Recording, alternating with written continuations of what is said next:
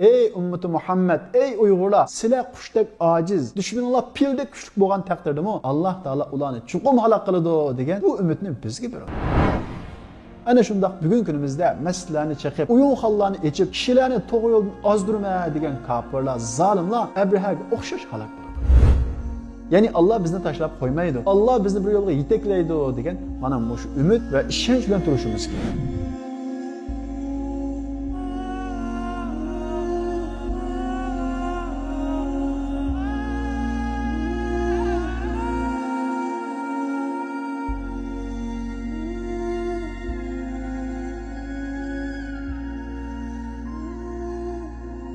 Biz bugün Peygamberimiz Muhammed Aleyhisselam dünyaya kelgan yili tug'ilishdan bir qancha yil burun yuz bergan Arablar tarixidagi nihoyat mashhur bir voqea bo'lgan fil voqeasi haqida to'xtalamiz. Chunki bu voqea haqida Alloh taolo Qur'on Karimda bir sur nozil qilgan bo'lib, bu voqeada bizga o'xshash ojiz ummatlar uchun nihoyat cho'ng umid bor. Shundaqla o'zining kuchiga ishinib Allohga urush ochgan zolimlarning oqibatining qandoq bo'lganligini nihoyat tafsiliy bayon qilib beradi. Shundaqla bu qissada kichik qushlarningki büyük pillar üstüden g'alaba qilganligini bizga so'zlab berish orqali sen haqiqat tarafda bo'lsang, qushdek ojiz bo'lsangmi, dushmaning pildek kuchli bo'lsa-mu, sen chuqum g'alaba qilsa degan bu bishoratni berish orqali bizga umidsizlikka yo'l qo'ymaydi. Bu voqeaning tafsiloti bunday. Rim imperatorligining Yamandagi valisi Abraha Makkaning tijorat markazi va har yili kishilarning u yerga haj qilish uchun kelib to'plashib, nihoyat bir qaynoq bozor shakllantirganligiga qarab, men Yamanni shunday bir qaynoq bozor va tijorat markazi qilaman deb oldi bilan Yamanning poytaxti San'aga nihoyat hasham cho'ng bir chirkov soldirdi. Va bu chirkov bitgandan keyin atrofdagi butun arab qabilalariga u yerga taklif qilib xat avatdi. Arab qabilalari bu xatni topshirib olgandan keyin nihoyat g'azablandi. Chunki u vaqtdagi arab qabilalarida shirk bo'lgan taqdirdami,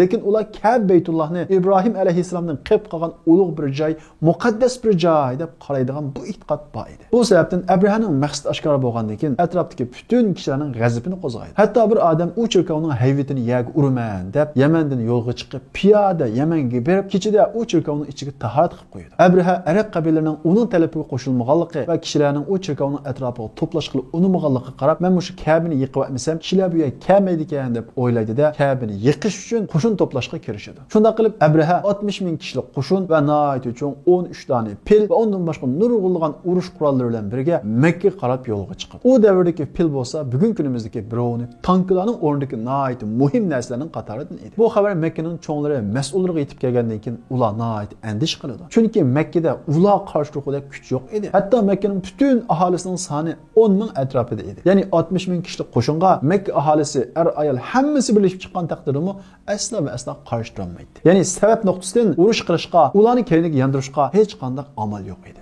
Sabab tugidi, sababdan ojiz keldik deganlik hamda Allohning yordam qildigan vaqti, Allohning qudratini namoyon qildigan vaqti keldi deganlik. Arab qabilalari maslahatlash orqali qanday qilamiz? Bizning kuchimiz yetmaydi deb uni bir qancha kun da'talash qiladi. U vaqtda Ka'baning mas'uli bo'lsa, Payg'ambarimiz Muhammad alayhisalomning buvisi Abdul Muttalib edi. Abdul Muttalib ularga bilganinglardek biz Ka'bani Ibrohim otamizdan qolgan muqaddas joy, Allohning uyi deb hurmatlaymiz. Hozirgi vaziyatimizdan qaraganda biz ularga teng kelolmaymiz. Demak, Allohning yordam qildigan vaqti keldi. Shuning uchun biz hammamiz bola chaqamizni elib tağının üstüne çıkıp gideyli. Bu öy Allah'ın uyi. Eğer ular şu Ka'bani yıkılı kelse, Allah ularni çuqum tusudu, çuqum halak kılıdı. Çünkü biz bundan endiş qilmay, özümüz ve ballarımız, yani özümüz mesul bo'lgan, kuchimiz yetadigan bu kishilarni qo'g'dashga tirishayli deydi. Bu fikrga Makkaning oqsoqolarining hammasi qo'shiladi. Shunda qilib Makka aholisining hammasi bola chaqalarini elib tağning ustiga chiqib ketadi.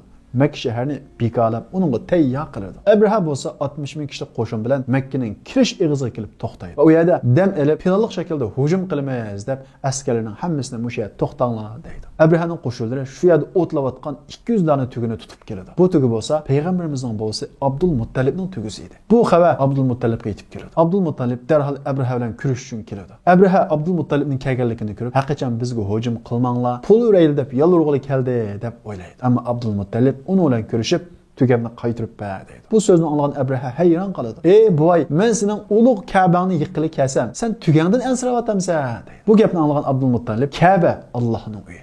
Uni Alloh qo'g'daydi. Tugi bo'lsa mening, uni qo'g'dash mening mas'uliyatim" deydi. Ya'ni Abdulmuttalib bu gap orqali Abrahaga kimga urush ochayotganligini eslatmoqchi bo'ladi. Lekin Abraha aqlini topmaydi. U Abdulmuttalibga qarab turib, "Sening ilohing o Ka'bani yiqishni meni tusiy olamdikan" deydi. Abdulmuttalib, "Unda qolsa qani ko'rayli, sen menga tugamni qaytirib ber" deydi. Abraha uning tugisini qaytirib beradi. Abraha qo'shinlarini ratlab, o'zi ichidagi eng cho'ng pilg'i minidi va Ka'bani tuzib o'tish uchun Makkaga qarab kiradi. U Vodil Muhasir degan joyga kelgan vaqtida u mingan cho'ng pil mang'ili unmaydi. Askarlar urib boqadi, ney sanjiydi, qat'iy mang'ili unmaydi. Keyniga tassa mang'idi. Ka'ba taraf qarab haydasa mangmaydi. Qancha amallarni qilib baqsa mangmaydi. Ular mana bu shunday turgan paytda ularning ustida kichik qushlar paydo bo'ladi. Ular nemish bo'lib ketdi deb osmon qarg'udak bo'lsa, u kichik qushlar ababillar tumshug'ida, putlarida kichik toshlarni, ya'ni sapal toshlarni ularning ustiga xuddi yomg'ir kabi yog'dirib o'tadi. Osmondan yomg'ir kabi tashlangan u toshlar tekkan askarning hammasini xuddi pichoq titilgandek tilib hammasini o'ldirib o'tadi. Bu patparaqchilikda askarlarning hammasi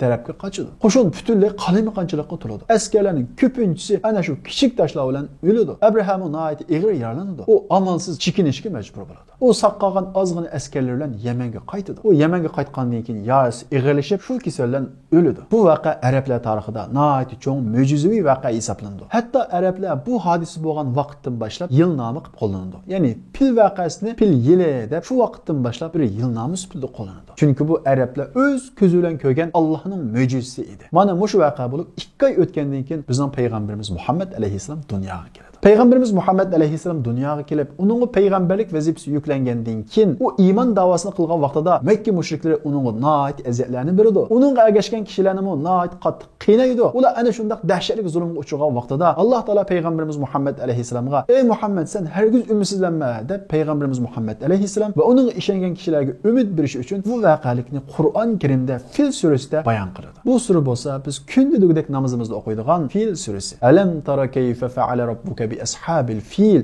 Ey Muhammad, Alloh taolaning fil egilarini qanday qilganligini ko'rmadingmi? U mushriklar, o zolimlarning son qilganligiga qarab hargiz umidsizlanma. Alam yaj'al kaydahum fi tadlil. Alloh ularning hiyla-makirlarini barpot qilmadimi? Ya'ni o fil egilarininki hiyla-makirlarini barpot qilmadimi? Alloh taolo ularning ustiga top qushlarni avatdi. Termihim bi hajaratin min sijil faj'alahum ka'asfin ma'kul. U top qushlar ularning ustiga sapal toshlarni yomg'irdak yog'dirib, ularni yenjayotgan samandaq qilibdi. deb bu oyatni, bu surani Rasulullohga nozil qiladi. Ya'ni Alloh taolo payg'ambarimiz Muhammad alayhisalomga bu voqeani aslitishi, Allohga urush ochqanlar cho'qim mag'lub bo'ladi. Ey Muhammad, keyingi chekinma, yolg'izligingdan, ojizligingdan, u mushriklarning sana aziyat berishiga qarab hargiz umidsizlanma. Ular Allohga urush ochqanlar, Allohga urush ochqanlarning oqibati ana shu fil egiliga o'xshash bo'ladi. Ularni Alloh taolo yenjayotgan samandaq qilib o'tadi deyish orqali payg'ambarimiz Muhammad alayhisalomga umid berdi. Shundaqla bizga o'xshash dushmanimiz nihoyat kuchli, o'zimiz bo'lsa ojiz. Agar dunyo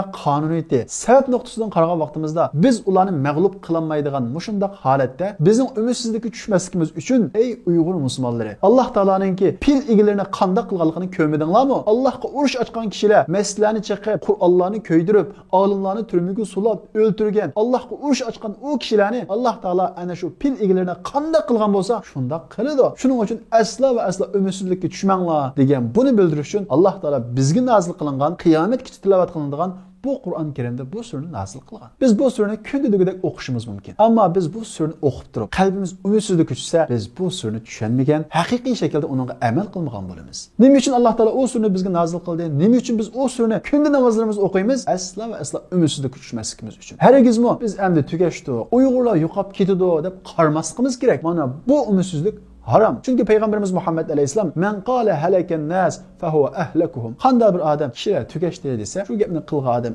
eng burun tugashidir. Ya'ni shu gapni qilgan odam tugashgan bo'ladi deydi. Demak, kishilarni umidsizlikka boshlaydigan har qanday bir gapni saqlanishimiz kerak. Chunki iymon demak umid demak. Mana bu surdimi, mana shunday ojiz qushlarninki kuchlik pillar ustida g'alaba qilganligini bayon qilish orqali, ey ummati Muhammad, ey Uyg'urlar, sizlar qushdek ojiz, dushmanlar pildek kuchli bo'lgan taqdirdami, Alloh taolo ularni chuqum halok qiladi degan bu umidni bizga beradi. U Abraha degan zalim Ka'baning o'rnini og'zima deb nihoyat ko'p pul xajlab hashamalik chirkov soldirib edi. U chirkov bo'lsa xorlandi. Ka'bani tuzib o'taman deb nurg'ulg'an pullarni xajlab qo'shin tashkillab kelib edi. Hammasi mag'lub bo'lib qochdi. Ana shundaq bugun kunimizda maslarni chaqib, uyun xallarni echib, kishilarni to'g'ri yo'ldan ozdirma degan kofirlar, zalimlar Abrahaga o'xshash halok bo'ladi. Agar biz ana shu iymonimizni, umidimizni yo'qotmasak, agar biz o'zimizni Allohga ishonamiz, shu suri filga ishonamiz deb turib umidsizlikka tutsak, o vaqtda biz haqiqiy mu'min bo'lmagan bo'lamizda, o vaqtda ababillar toshni bizning ustimizga tashlashi mumkin. Shunga aslo va aslo umidsizlikka tushib bo'lmaydi. U zolimlarning bizni yo'qotish uchun, islomning nurini o'chirish uchun xayrigan pullarning hammasi ularga hasrat bo'ladi. Alloh taolo Qur'on Karimda innallazina kafaru yunfiquna amwalahum liyasuddu an sabilillah. Allohning yo'lidan to'sish uchun, islomni yo'qotish uchun pul xayrigan kofirlarning bo'lsa, ularning xayrigan puli ularga hasrat, nadomat bo'ladi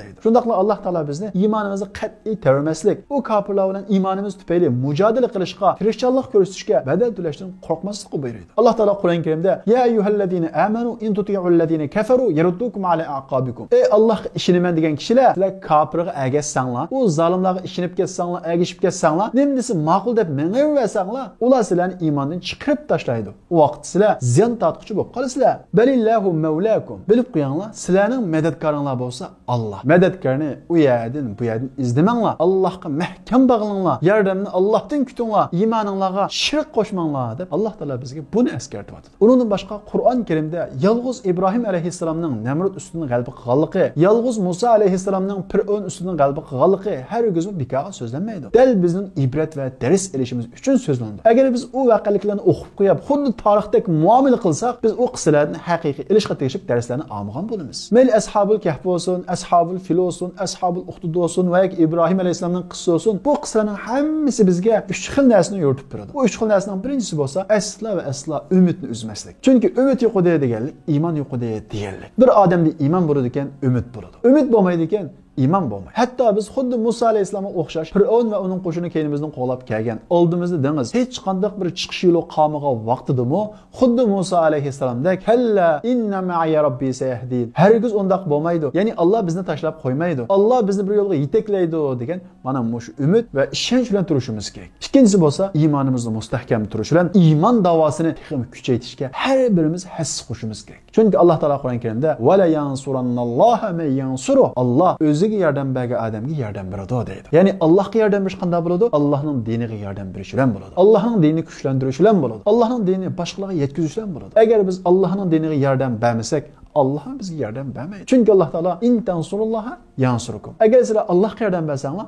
Allah sizlarga yordam beradi deydi. Ya'ni agar sizlar Allohga yordam bermasanglar, Allah sizlarga yordam bermaydi degan bu ma'no uning aksi tushunchasidan chiqadi. Shunga biz zolimlarni yo'qotish uchun ikkinchi yo'lab mana shu Allohning diniga yordam berishimiz kerak. Allohning islomiga yordam berishimiz kerak. Bu dinni, iymonimizni kuchaytirishimiz kerak. Chunki biz Allohning yordamisiz asla va asla u zolimlarni yo'qotolmaymiz. Uchinchisi bo'lsa, u zulmni yo'qotish uchun qo'limizdan keladigan sabablarning, imkonlarning hammani qilish. Biz qo'limizdan keladigan sabablarni qilmaydi ekanmiz, Alloh taolo bizga yordam qilmaydi. Qo'limizdan keladigan sabab ojiz, kichik bo'lsa-mu, ya'ni dushmanning qilini tarvatamiz-mi, u biz qilishga tegishli ishlar qatoridan bo'ladi. Ya'ni qilgan ishimizning dushmanning qilini tarvatishi shart emas. Faqat biz qo'limizdan kelganini qildikmi, qilmadikmi, bu bizning tirikchilik ko'rsatganligimizni isbotlaydi. Shunga biz o zulm qarishi qo'limizdan kelgan ishlarning hammani qilishimiz kerak. O ishlar bizga ig'ir kelsa-mu, bizni issiq uyimizni ayirishga majbur qilsa-mu, uni qilishimiz kerak. Unda qilmaydi ekanmiz, Allohning yordami bizga kelmaydi. Shunga navbatda bizning iymonimizga har xil tahdidlar kelyapti. Ya'ni bizni iymonsizlikka chaqiradigan har xil tashviqot vositalari o'tirg'i chiqyapti. Bunga biz qattiq sezgir muomala qilishimiz kerak. Chunki Uyg'urlarni iymonidan ayiribdi deganlik, Uyg'urlarni yadro kuchidan ayiribdi deganlik. Chunki bu mustaqillik kurashi, Alloh yo'lida kurash qilish, o'lgandan keyin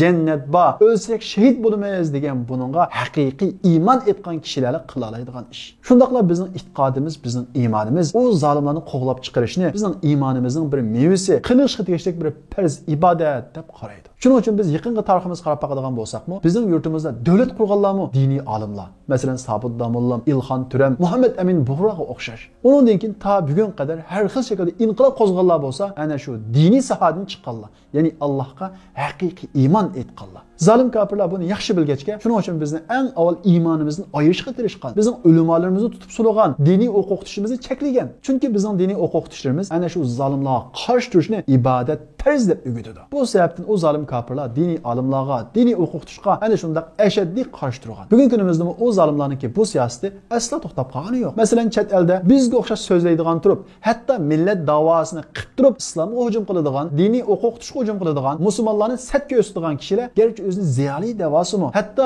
millatparvar davosimi ana shular zolim Xitoylarga vositalik va yoki vositasiz xizmat qilganlar. Chunki bir millatning e'tiqodiga hurmat qilmay turib, men u millat uchun xizmat qilaman, u turmadagi lagerlar uchun guvohchilik to'playman deb har xil nom bilan chiqsin, u bir saxtapazlikdan boshqa narsa emas. Sen eng avval millatingning e'tiqodiga bir hurmat qilishni o'rgan, ondan keyin u millatimni qutqizaman degan. Shuning uchun musulmonlar o'yg'oq, chechan bo'lishimiz kerakki, bundaq kishilarningki zahar xarakterlik suiqastlariga aslo va aslo aldanmasligimiz kerak. Ularning millat uchun xizmat qilma degan bu yolg'on gapiga hargiz ishonmasligimiz kerak. Ular bo'lsa shaytonning, o zolim kofirlarning sepidagi kishilar. Esimizda bo'lsin, Alloh taolo Qur'on Karimda ala inna hizbash shaytoni humul khasirun. Diqqat, shaytonning partiyasidagilar, shaytonning sepidagilar chuqur mag'lub bo'ladi deydi. Ya'ni islomni yiroqlashga chaqirayotganlar, islomni o'ch ko'rsatayotganlar, musulmonlarning bir til epin tepib olsa, uni yeyib mushundaq rasvo qilishga amroq kishilar bo'lsa, shaytonning sepidagi kishilar. Ular munofiqsimon kishilar. Ana shular haqiqiy ziyon tortquchilar. Biz ularni tunib, ularning maydonimizda iniq qilolmasak, Allohning g'azabiga uchrab ketamiz. Shunga Allohning yordami kechikib ketmasin, Alloh taolo bizga bir chiqish yo'li ko'rsatsin deydi ekanmiz. Mana bu din dushmanlarini yaxshi bilishimiz, yaxshi tunishimiz kerak. Shundaqla o'zimiz islomga yepishimiz, islom uchun butun badal to'lashga hozir bo'lishimiz, Allohga yordam berishimiz, ya'ni Allohning diniga yordam berishimiz kerak. Alloh taolo hammamizga kuchli iymon, kuchli e'tiqod ato qilsin va bilganlarga amal qiladigan haqiqiy mu'minlarning qatoridan qilib olsin. U munofiqlarning gap so'zlariga aldinadigan undaq sodda bo'lib qolishdan bizni Alloh taolo saqlasin.